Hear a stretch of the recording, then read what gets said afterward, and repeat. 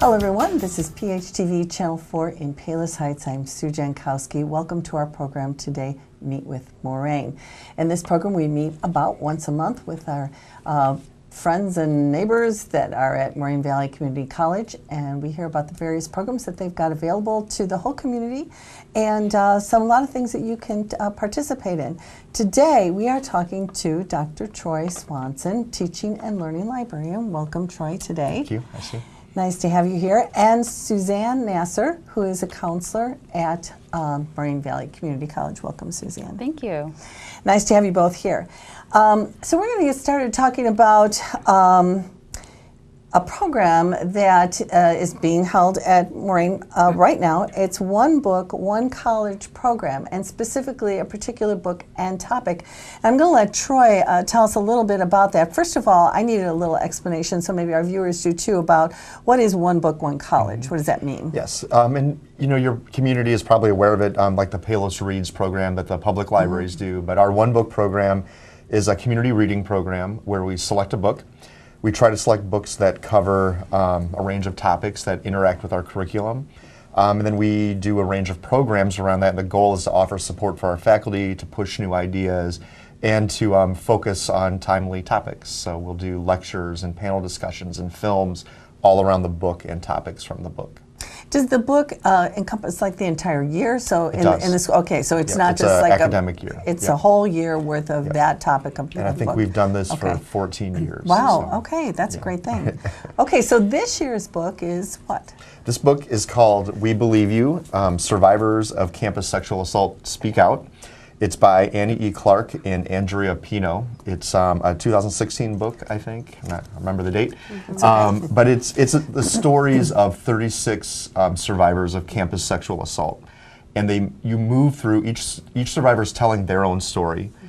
And the goal of the book, I think, is to add to the conversation on sexual assault in general, but also on campus sexual assault, which is a topic that we're very concerned about on campuses across the United States.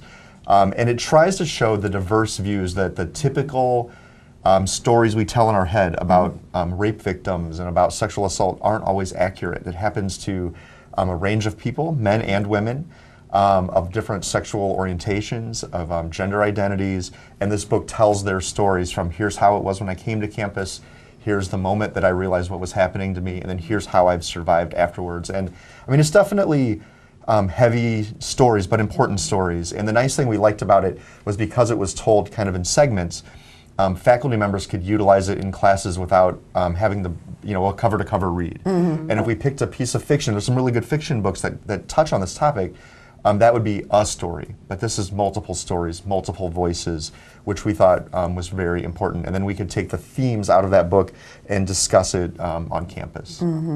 Well, it's great that it is smaller stories, like you said, that a class, a teacher in particular, could take one story that applied to whatever it is they're doing, rather than the full-on story, particularly when you want a book to encompass a year's worth of activities and so forth. Exactly. Now, Can one thing, yes, sorry to interrupt, sure. just one of the things we wanted to pick with this, or why we selected this book, is to draw on the work that our counseling department has already been doing for years. Yes. So counseling has been leading the way for many years, pushing conversations and increasing awareness of sexual assault. So this is growing on work that they've already done. So this isn't just new out of the library, that's for sure. You guys have been doing excellent stuff. So. Yeah, so one of my roles on campus through the counseling department is I chair the Domestic Violence and Sexual Assault Awareness Committee with some of my colleagues. And what we've been doing for at least the past 10 years now is offering programming all year round, not just during the designated awareness month. So your viewers might know that October is Domestic Violence Awareness Month and April is the designated awareness month for sexual assault. But what our committee does is we host a variety of programs on campus all year long. And really our intention is to let our students know what the resources are on campus for them if they are survivors of sexual assault or dating violence, to promote a sense of safety on our campus, and to really send a strong message that Moraine Valley doesn't tolerate violence in any forms. So as Troy has said, we've really been kind of taking the lead on these sorts of activities around domestic violence and sexual assault. And it's important that, you know, it's you mentioned several months and it, you know, are specific to something, but really it's a 12-month a year issue. So it's good to know that there's a place for the students of Moraine to go and get the counseling they need to be a survivor, and or maybe they know someone and that, you know, they're trying to help them or whatever. So that's good. Well, now, so why is it so important that Moraine, I mean, you think about Moraine, I think about college campuses, and you think about dormitories and fraternities and sorority houses and things like that, where maybe that sort of a thing is, you know, you've got the on-campus, maybe drinking and this sort of thing, whereas you don't have that at Moraine. You know, people are scattered. So what makes it important to have it be part of the Moraine Valley issues? I think, you know, there are many reasons why colleges and universities should take the lead on sexual assault awareness, prevention, and education. One of the reasons is we know that college-age women are 4 times more likely to be sexually assaulted than any other age group. We also know that 84% of individuals experience their first encounter with sexual violence during their first 4 semesters on college. So this could be whether you do have residence halls or you don't, if you're a commuter college or not. We also know that sexual violence really impacts and interferes with students' academic ability, their ability to persist on campus, to stay on course. 2/3 of survivors actually know their perpetrator. They know their assailant. So this could be someone that they're currently in an intimate partner relationship with. It could be somebody that they formally dated or casually dated. It could be somebody in their class that they sit next to that has violated them, that has assaulted them. And so it really diminishes their overall academic performance. There's psychological implications to students who have been impacted by sexual violence. There could be physical implications and consequences for students who have been impacted by violence. So it is our role as colleges and universities to take the lead on this topic, to let our students know that we hear them, to let our students know that we believe them, and that there are resources on campus to support them. Well, that leads us right to our next topic. Exactly what resources would they do? I mean, now you've got the topic out there, you've got the books, the teachers are in tune, but if someone is actually looking for help, what do you have available for them? Yeah, it's really important that, you know, we know one of the barriers for survivors is that they might not know where to turn to for support. And survivors don't need us to be separated. They don't need us to work in silos. They need us to come together as agents of change. And I think our college does a really nice job of having different points of access for students that need support. So as we already talked about, right, I'm the counselor on campus. There are 7 of us that are full-time counselors, 6 of us that are part-time counselors. Many of us, save for maybe a handful, are actually formally trained and certified to work with survivors of domestic violence and sexual assault. Many of us actually used to work in the community and social service agencies that predominantly served survivors, so we brought a bit of that experience with us to the college. We also have a very thorough, if I can just put this up here, a thorough and solid sexual discrimination, harassment, and misconduct policy that our students have access to. And this outlines what their rights are as a student. It gives them the resources that they need to report, to make a report on campus if they should choose to file a report. We have a Title IX coordinator on campus, and she handles all of our sexual harassment, misconduct cases. Our students also have access to our Code of Conduct office and to the Moraine Valley Police Department. When they enter school, now this is a great booklet, are there any, like, you have to sign a document that said, hey, I read this and I'm aware of the policies that the school really promotes? Because, you know, kids aren't going to read that They're sometimes. not. No. They're not. It's online.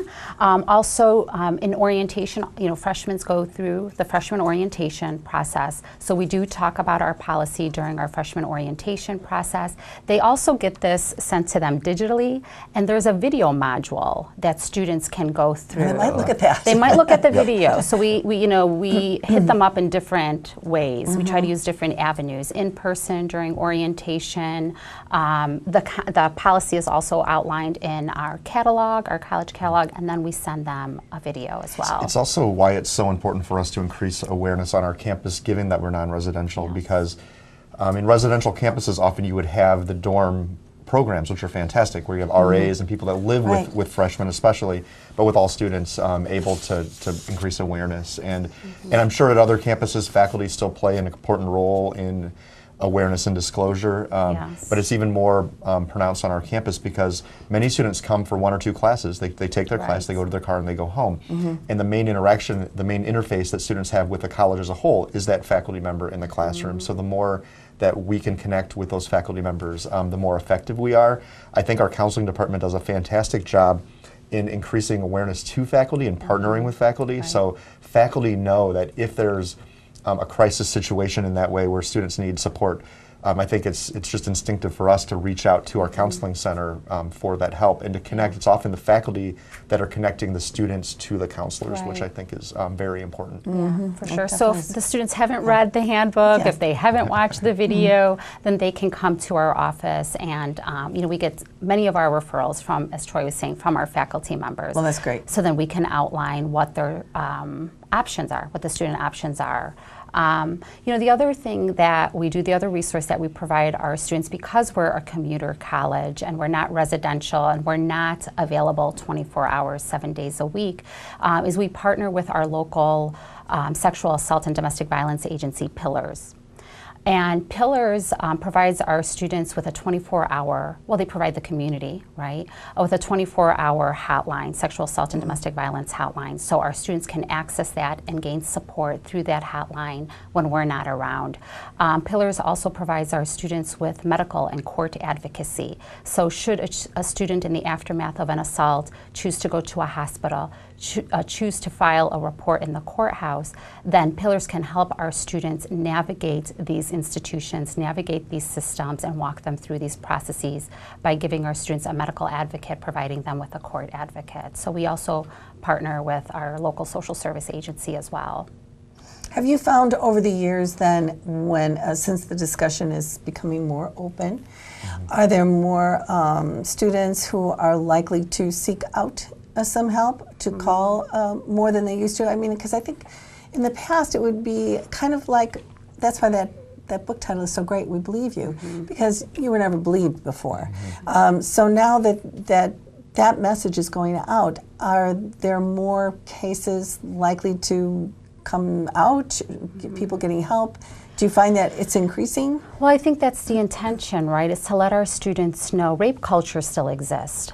Survivors are still not being believed and met with great scrutiny when they do come forward. And so the intention with the book and the activities and the events that we're doing surrounding the book is to help our students feel validated, to let them know where they can go for support, and to let them know that they're not alone.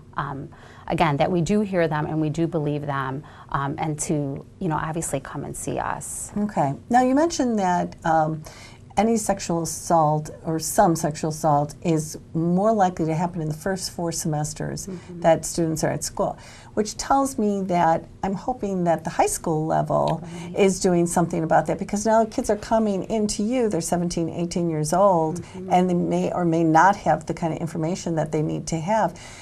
Is there any kind of like bridging over to the high school? I'm sure that they're doing something. I just don't know what. Yeah.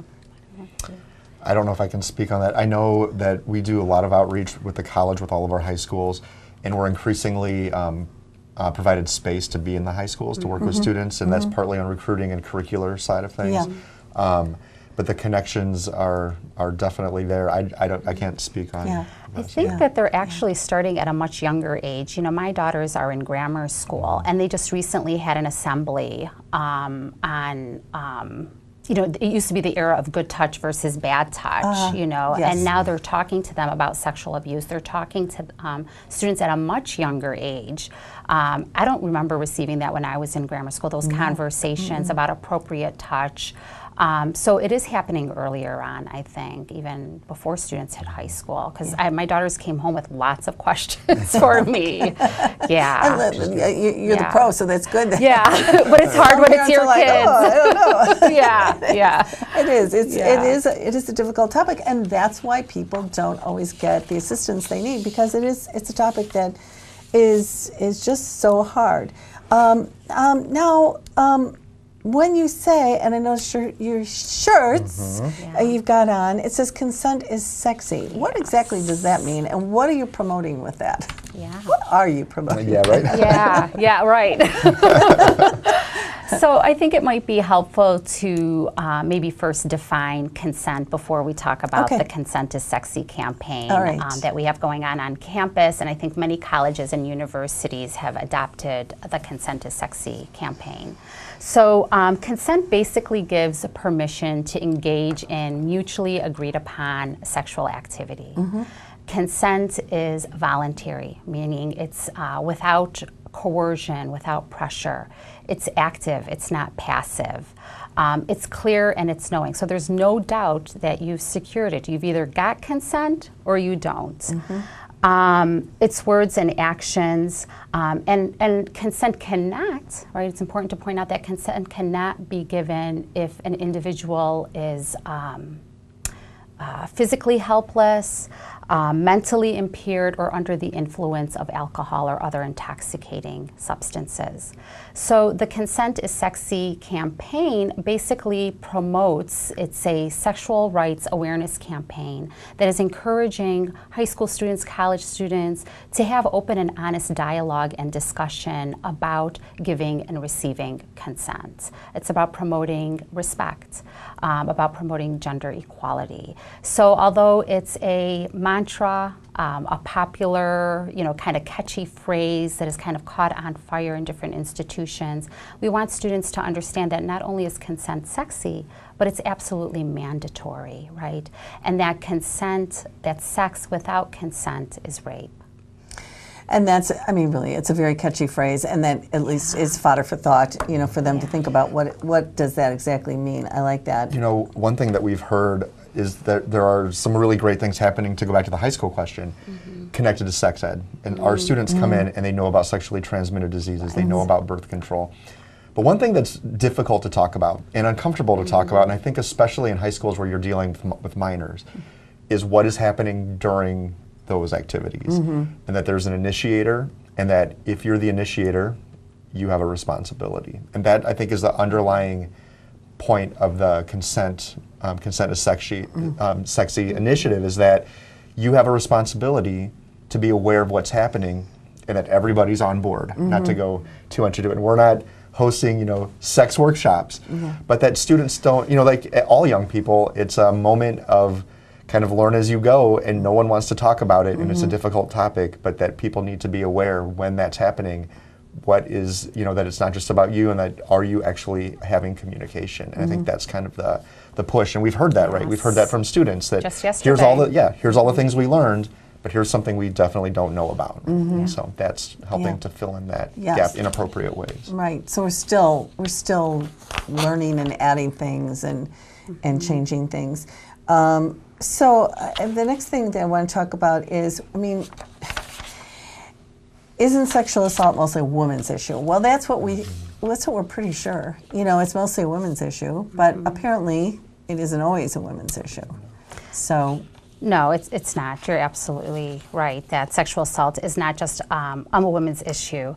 It's important to note that sexual assault or sexual violence does not discriminate. It can happen to anyone regardless of their age, their gender identity, their sexual orientation, or their race. We've already established, right, that the majority of survivors or victims of sexual assault are women, but men are also victims of sexual assault.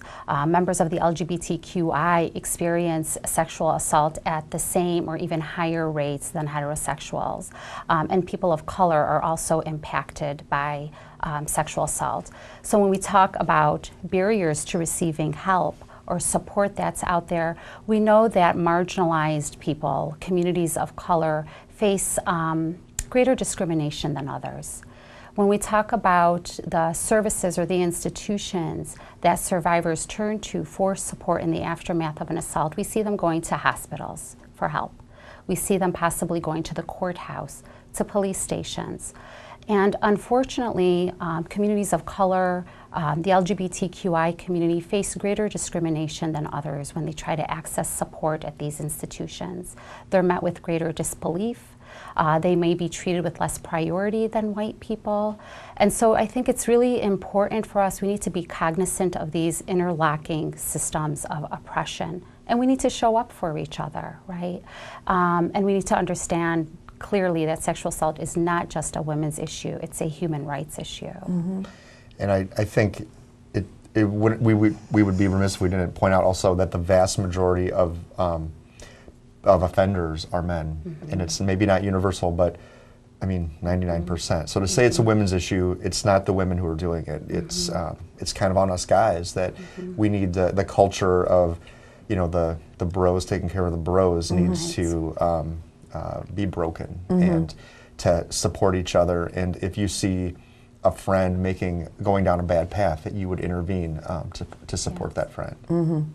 Yeah, that is so true. So it's getting the victims help, which is primarily women, but it's then educating everybody so that it doesn't happen to start with. Yes. And getting the consent, knowing what that means, and just having the respect for humanity, really, just in general.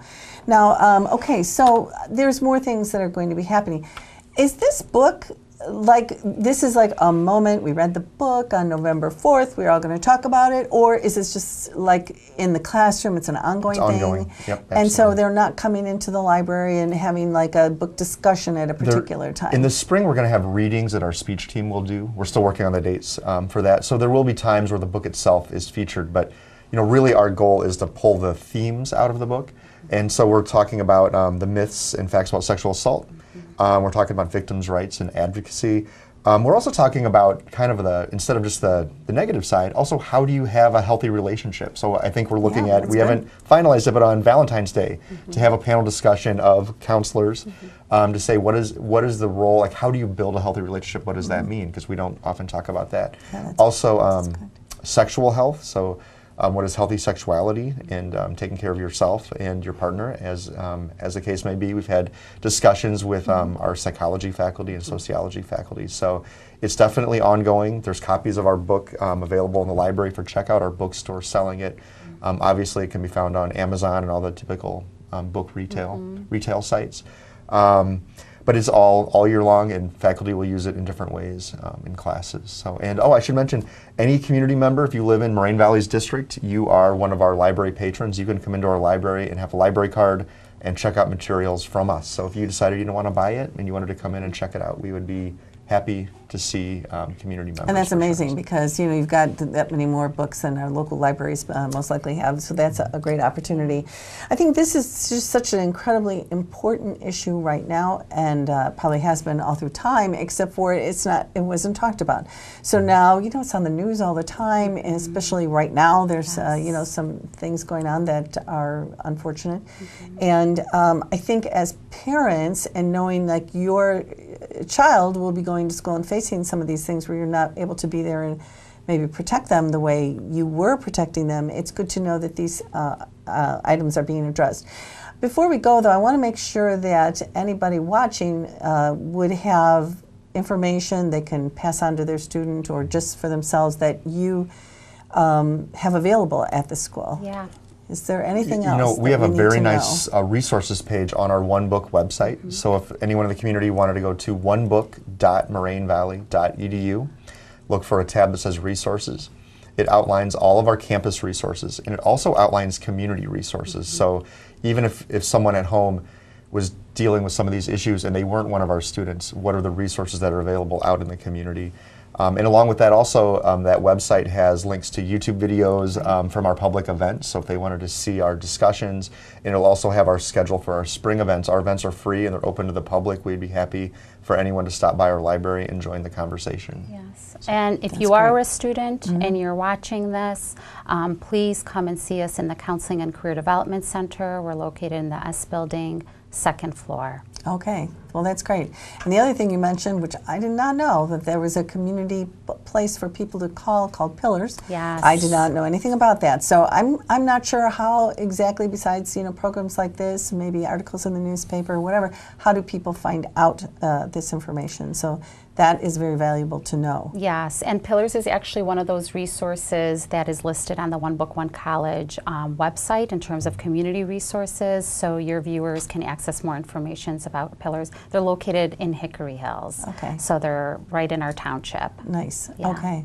Well, thank you both, Suzanne and Joy. Thank you for being here today. And what you're doing is really incredibly important. And if you have any other questions, I'm sure Joy or Suzanne would be available for you to talk to. They can steer you in the right direction if this is something that's going on in your life and you need some help.